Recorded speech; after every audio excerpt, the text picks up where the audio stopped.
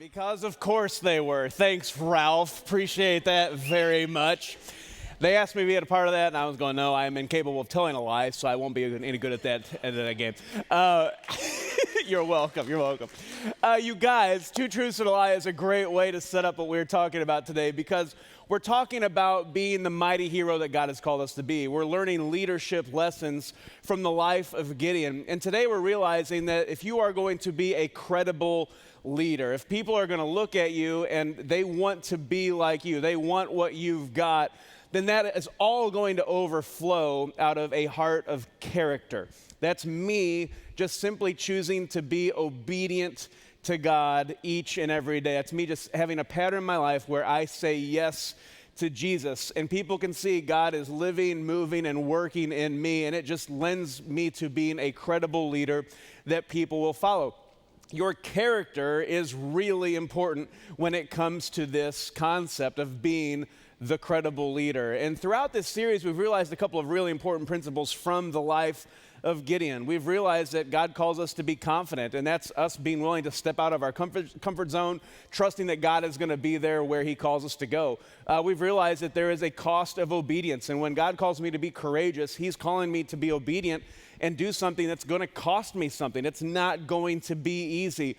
And then we also realized last week that if we're going to be a compelling leader, a leader that people, when we speak, they listen, our lives, they matter, they make a difference, they draw people toward Jesus, then we're going to have to be willing sometimes to do things that make our palms sweaty. Take a step of faith, be obedient in such a way that I have to be totally reliant on God to show up, because it's in those moments where God shows up and does extraordinary and exciting things. And so as we transition today to talking about being a credible leader, making sure that my heart has and displays the character of God in my life, there's a reality that I think that we need to circle as we dive in, because if people see that Jesus is alive in you, they see you saying yes to Jesus on a daily basis, there's a reality here that when God is alive in you, and that's what identifies God as being alive in you, you just keep saying yes to Jesus each and every day. When God is alive in you, you will bring life to others because your light will be shining brighter. It doesn't mean that you're perfect. I think we all still struggle at some level with our hurts, our habits, our hang-ups. No one in this room, no one watching today is perfect. I hate to break that to you. None of us are. And yet the reality is I think that when it comes to leadership, people would much rather follow someone who's real than someone who is right. And I think if we acknowledge the fact, hey, I'm broken. I've got my own faults. I struggle with my hurts, habits, and hang-ups. But you know what? I'm doing my best every day to just be obedient, to say yes to Jesus and just to allow him to work in my life and help me to become more like him. I think that lends credibility.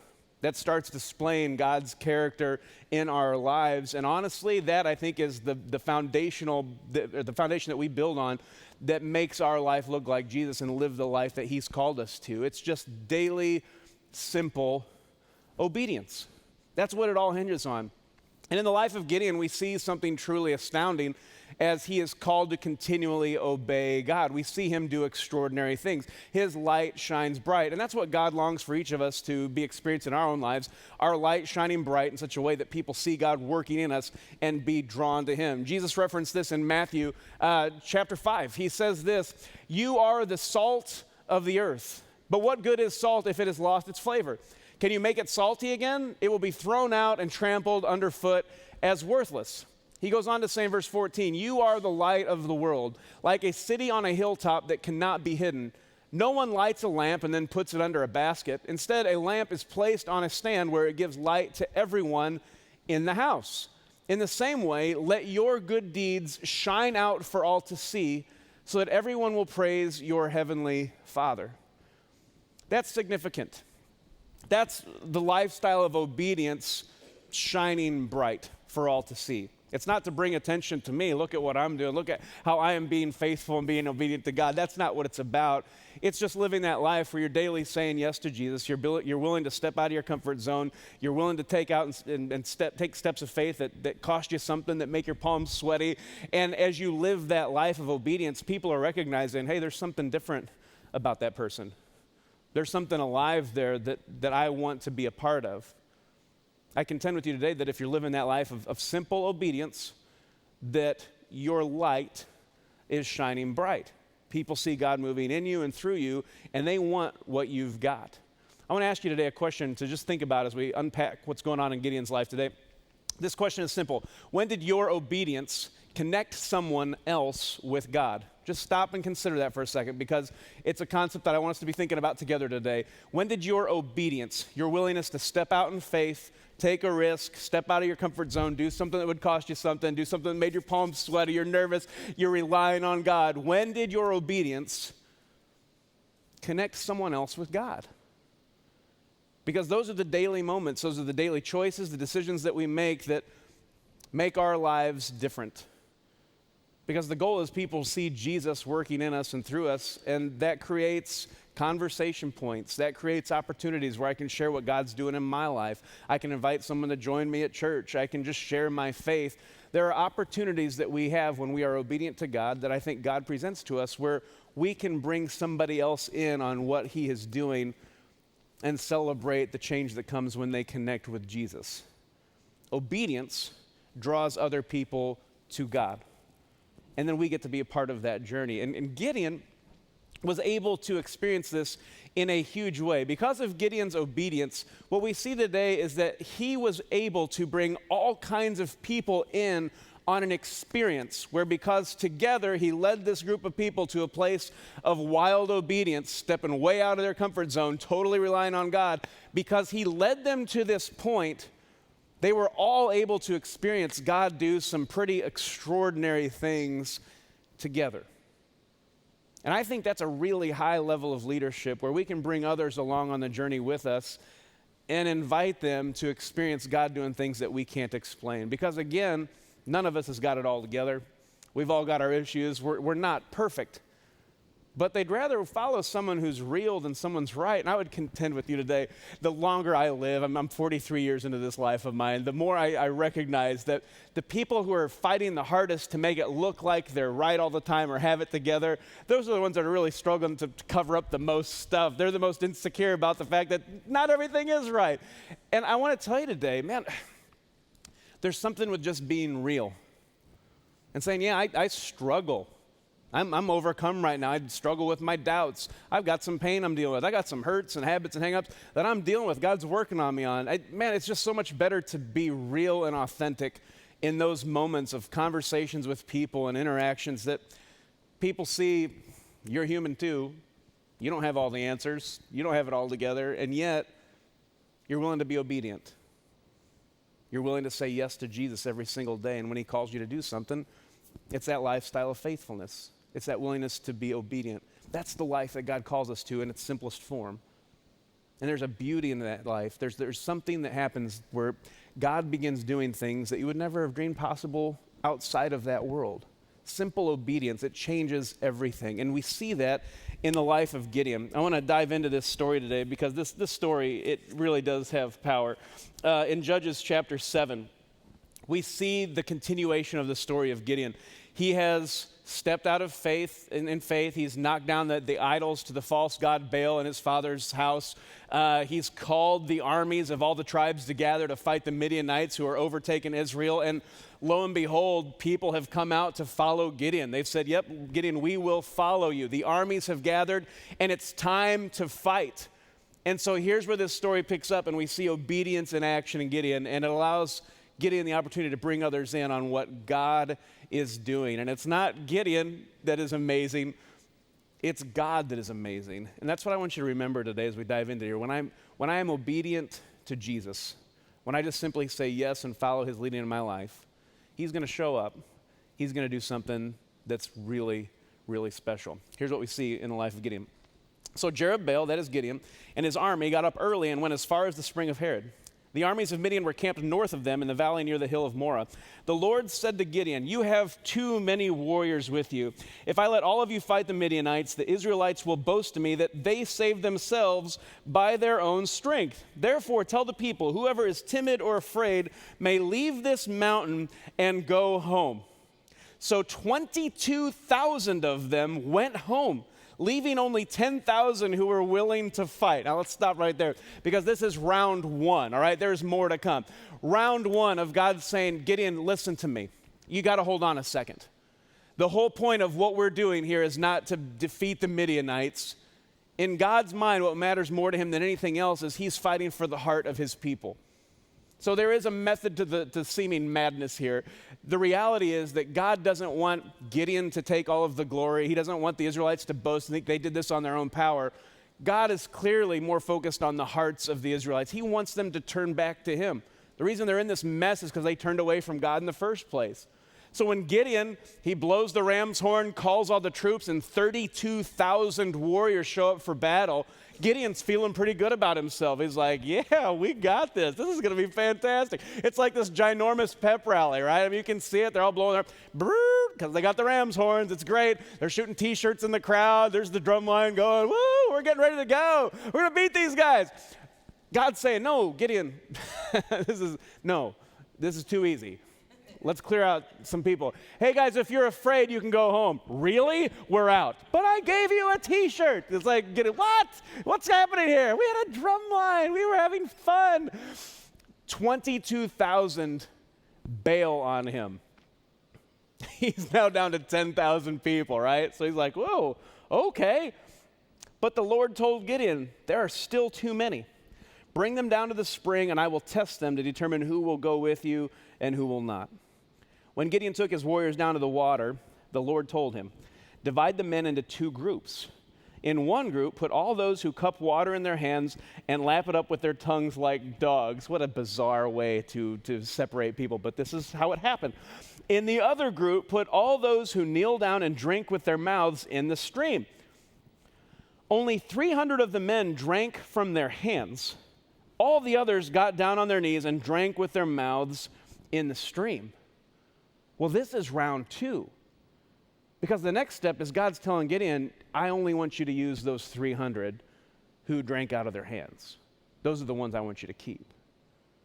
This is where it starts to get real, okay? Gideon's having to deal with the reality that, oh man, I'm right back where I started. Sweaty palms, stepping out of my comfort zone. I am taking a ginormous leap of faith here, trusting that God is going to show up. But isn't that the point? That's how God works. That's what he does. That's who he is. I'm astounded when I think through all of the old stories of the Bible and to think about how God shows up and does things that only he can.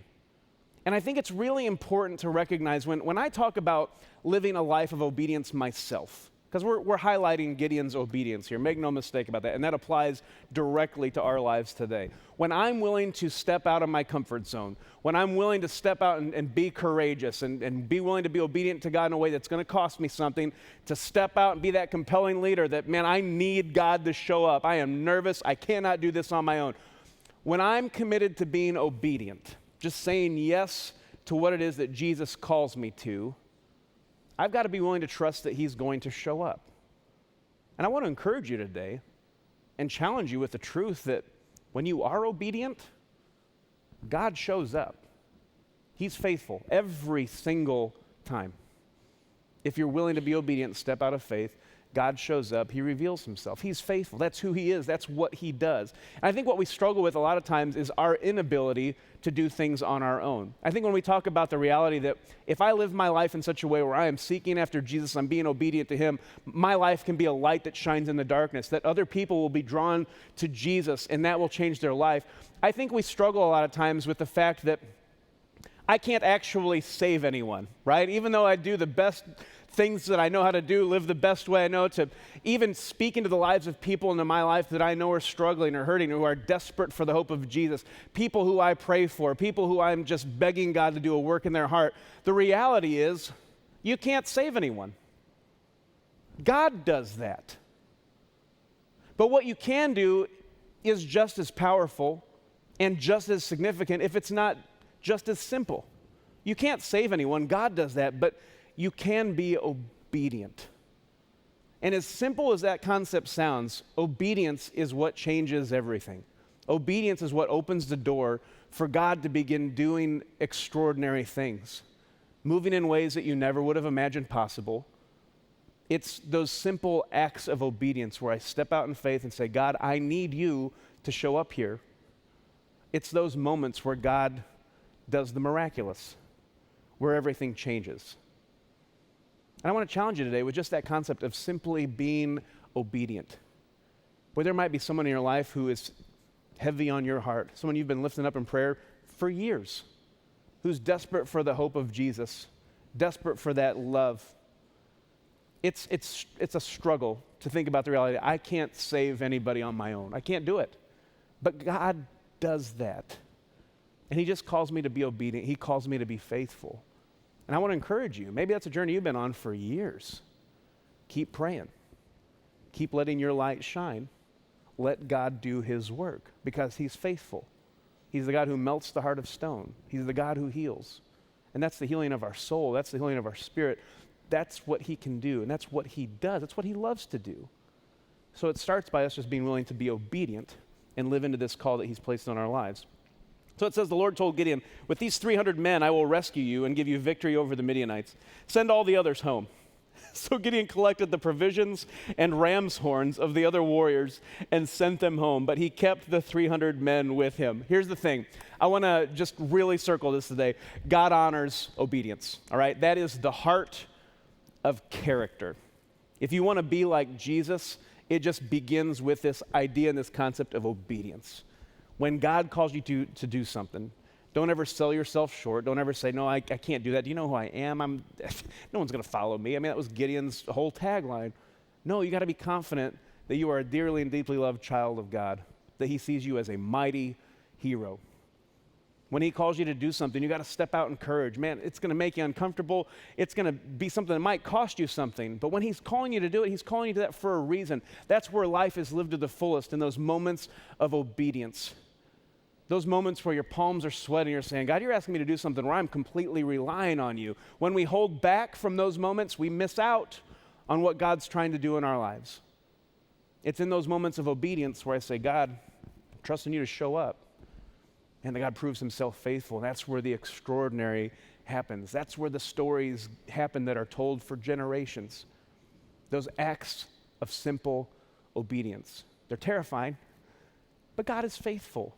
And that's where life is lived to the fullest. It starts with the idea that God honors obedience. God also honors faithfulness, and that's simply the lifestyle of obedience. That's day after day, week after week, month after month, year after year, building up this lifestyle, this pattern of obedience that ultimately leads to just a lifestyle that's marked and known by faithfulness. I think there's no greater testimony than a life that is lived faithfully obedient to God's voice. Doesn't mean you're perfect, nobody's arrived, but it's that continual track record of a life that's lived in faithfulness to God. That kind of a life has power. That kind of a life has a story to tell because God has been moving and working. That is the life that God calls us to. That is the life that is lived to the fullest, the life of faithfulness. I think finally the recognition is that God honors risk. It's that obedience in action. My palms are sweaty. This is way out of my comfort zone. I'm relying on Jesus.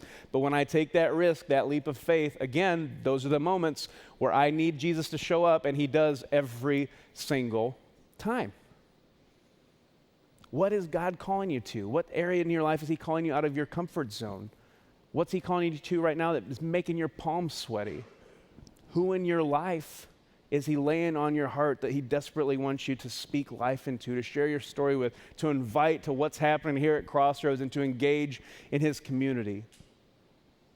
Those simple acts of obedience, being willing to have a conversation, to share our story, to share what Jesus has done in our lives, those conversations, those moments have eternal significance. We just have to lean into those moments and be obedient, trust that God is with us, that he's going to give us the words to say and provide the right opportunity to be his hands and feet, to let our light shine brightly in the darkness. God honors obedience. He honors faithfulness. He honors those moments of risk. And we see that in Gideon's life.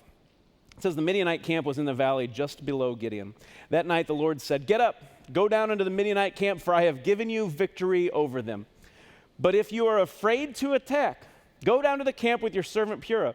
Listen to what the Midianites are saying, and you will be greatly encouraged. Then you will be eager to attack. I love how he takes this and turns it upside down. He's saying, Gideon, if you're afraid, I get that. This is a big risk. This is a big step of faith. But I want you to know, if you go down and listen to what these guys are saying, not only are you not going to be afraid anymore, you're actually going to be eager to attack, because you're going to be so looking forward to what I'm going to do. I'm going to show up and I'm going to show off. It's going to be amazing, Gideon. You're going to love what's going to happen here. And God has a way of doing that, taking the things that terrify us and making those moments that we can't wait to look forward to. I mean, when I was in college, you guys, I took a public speaking class.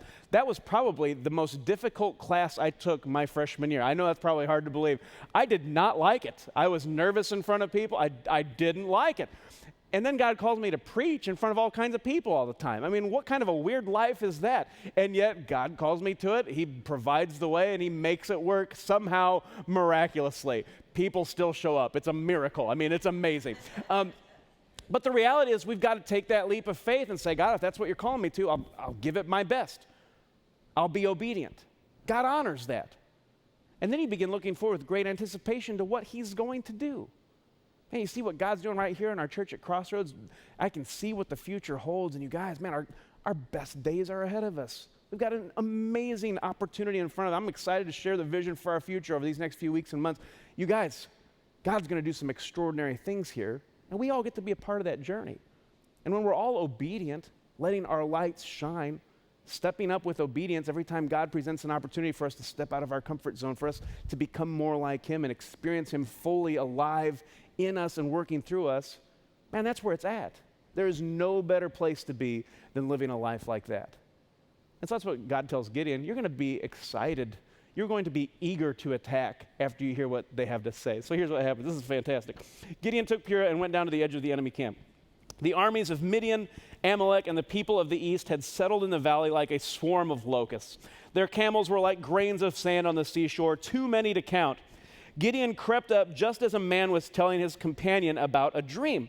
The man said, I had this dream, and in my dream a loaf of barley bread came tumbling down the Midianite camp. It hit a tent, turned it over, and knocked it flat. I'm not going to lie to you. I resonate with this guy. I dream about food sometimes. I've had that dream where the more Ben & Jerry's I eat, the more chiseled my abs get. What a fantastic dream that is. This guy's dreaming about bread rolling down a mountain, knocking down a tent. It's just such a random dream, right? Like, hey, I had this dream. It was about bread, and it knocked over a tent. His friend says, your dream can mean only one thing.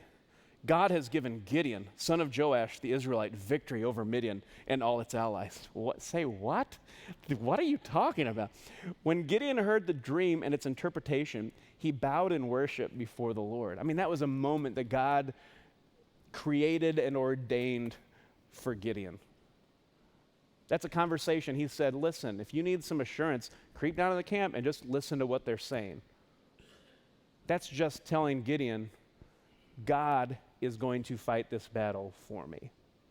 All I need to do is obey. And God goes before us. He fights for us in the same exact way. It's when we step out in obedience that he shows up. And that's the thing. Gideon was obedient, and God showed up in a huge way. Here's how the story ends. It says, Gideon returned to the Israelite camp and shouted, get up, for the Lord has given you victory over the Midianite hordes. He divided the 300 men into 3 groups and gave each man a ram's horn and a clay jar with a torch in it. Then he said to them, keep your eyes on me. When I come to the edge of the camp, do just as I do. As soon as I and those with me blow the ram's horns, blow your horns too, all around the entire camp, and shout, for the Lord and for Gideon. It was just after midnight, after the changing of the guard, when Gideon and the 100 men with him reached the edge of the Midianite camp. Suddenly they blew the ram's horns and broke their clay jars. Then all 3 groups blew their horns and broke their jars. They held the blazing torches in their left hands and the horns in their right hands, and they all shouted, a sword for the Lord and for Gideon. Now we need to stop for just a second.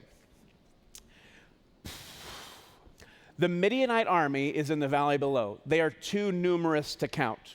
They are described as a swarm of locusts, like sand on the sea. These are 300 men who have surrounded them on the top of the valley there, and they are armed not with, guns or swords. They're armed with torches and ram's horns. I just want to point that out. And I think it's important to point that out because isn't that just how God works? When I'm obedient, God's going to make sense of situations that I don't necessarily understand. You see that time and time again in Scripture. What happened when Moses leads the Israelites out of Egypt? They get to the Red Sea and they're trapped. The Egyptian army is behind them. They have nowhere to go. What happens? God parts the Red Sea. They walk through on dry land. The Egyptian army chases after them, and God crushes the army with a tidal wave. Done.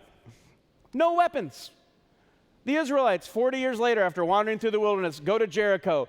They've got this fortified city that they have no way of destroying on their own. So what happens? They march around the city. They blow their trumpets. God knocks down the walls. It's how God works. The Philistines have a mighty warrior that everyone is terrified to battle one-on-one. So what does God do? He says, David, go get a little stone. Just find a pebble, and we'll take care of this guy. That's how God works.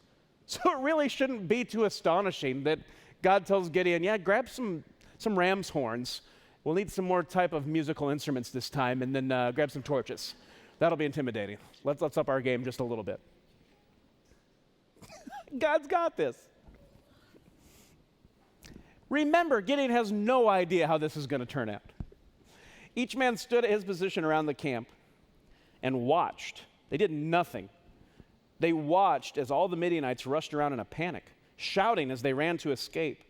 When the 300 Israelites blew their ram's horns, the Lord caused the warriors in the camp to fight against each other with their swords. They turned on each other. In the chaos, they killed each other and then fled as far as they could. The Israelites won this mighty battle against the Midianites who had oppressed them for years, taken everything they had. And in a moment, just like that, God showed up and did the extraordinary. You guys, this is Gideon's mighty hero moment. This is the moment where everybody looks at Gideon and says, you are our leader. You have done extraordinary things. But there's also the realization that Gideon really didn't do anything. All he was obedient.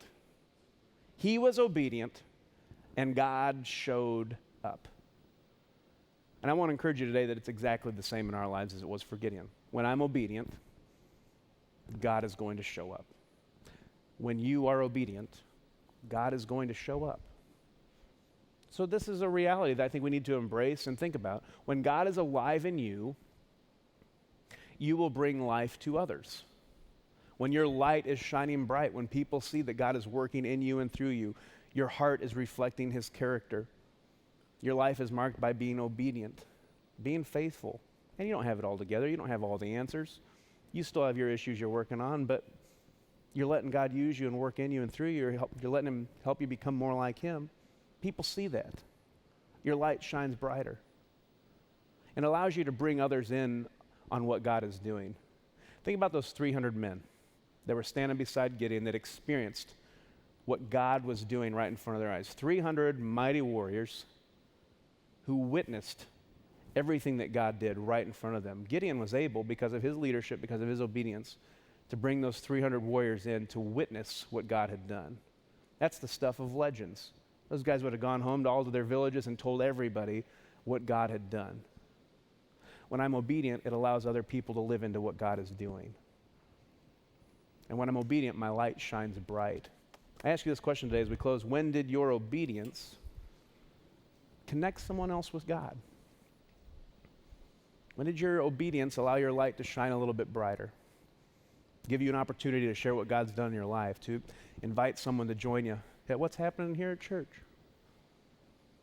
We've got some real easy opportunities in front of us with Easter coming up. We've got our Easter extravaganza, our Easter services, Good Friday service. There's all kinds of entry points and opportunities to invite people to join in on what God is doing here.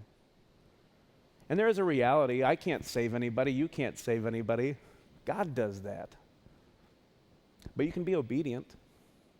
If there's someone that God's placing on your heart that you need to lift up in prayer and talk to him about, by all means, be obedient. Step out in faith. Do something special. Do something that is way out of your comfort zone. Something that you do that you really need to see God show up. You're relying on him. Because it's in those moments of obedience where God does the extraordinary, where he changes everything, where he shows up. And that's where life is lived to the fullest. That's where your light shines brightest. And so as we come to a close today, I would just ask that you bow your head and close your eyes with me. That you would lean into this moment. Where's God calling you to be obedient? We've been talking about this for the last few weeks now. Obedience, willingness to be confident in who you are. You are God's child. He goes before you. He fights those battles for you. He's with you. Being courageous. Being willing to be obedient even when it costs you something. Being a compelling leader. People are looking at you like, what's going on with that guy? Because you're willing to step out and take a risk. Your palms are sweaty because God's asking you to do something that's, you need him to show up. I would contend with you today, it's that kind of obedience, that daily obedience, that allows your light to shine bright, points others toward Jesus, that connects other people with him. I challenge you today, make sure you're living that life of obedience, that you're drawing people toward Jesus. Take advantage of the opportunities he gives you, and may you live a life that draws people to him. Jesus, today we are thankful for who you are and for the way that you love us. I ask that you would just help us to be obedient. When we hear your voice, when your Spirit prompts us and guides us and directs us, help us to not hold back. Help us to walk with confidence and courage to where you're calling us to be. And God, may our lights shine just a little bit brighter because we're willing in this moment to say, God, whatever you want, whatever you're calling us to do, we just say yes today. And I would just ask God that because we're willing to say yes to you today, that we would be able to celebrate lives that are changed because they saw you working in us. And we took advantage of opportunities to share your hope and your love with the people in our lives that need us and need you the most. So God, work in our hearts. Work in the hearts of those you've placed in our lives who are desperate for a touch from you. And God, we don't look forward to the future and what you've called us to do with fear. No, we look forward to what you've called us to with eager anticipation, excited about what you're going to do. God, we lay all these things at your feet and we give you praise because you're worthy. We pray this in your name. Amen.